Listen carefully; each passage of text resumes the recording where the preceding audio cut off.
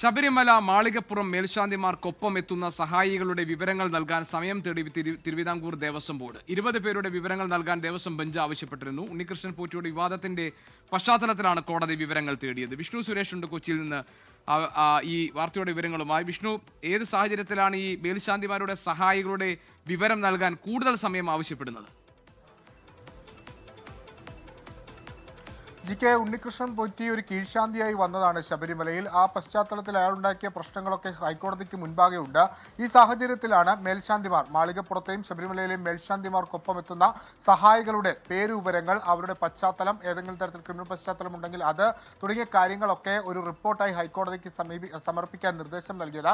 പക്ഷേ നിലവിൽ അത് നൽകിയിട്ടില്ല. അതിനൊരു പ്രധാനപ്പെട്ട കാരണം നേരത്തെ ഉണ്ടായിരുന്ന ദേവസ്വം ബോർഡ് പ്രസിഡന്റിന് വ്യക്തമാക്കിയത് മേൽശാന്തിമാർക്കൊപ്പം വരുന്ന സഹായികളെ അത് തിരുവിതാംകൂർ ദേവസ്വം ബോർഡ് തന്നെ പ്രൊവൈഡ് ചെയ്യാനുള്ള ഒരു നടപടിയിലേക്ക് കടക്കുന്നു എന്നാണ്. അതായത് തിരുവിതാംകൂർ ദേവസ്വം ബോർഡിന് കീഴിലുള്ള മറ്റു ക്ഷേത്രങ്ങളിലെ മേൽശാന്തിമാരെ ഇവരുടെ സഹായിമാരാക്കി മാറ്റാനുള്ള ഒരു ആലോചന ദേവസ്വം ബോർഡിനുണ്ട്.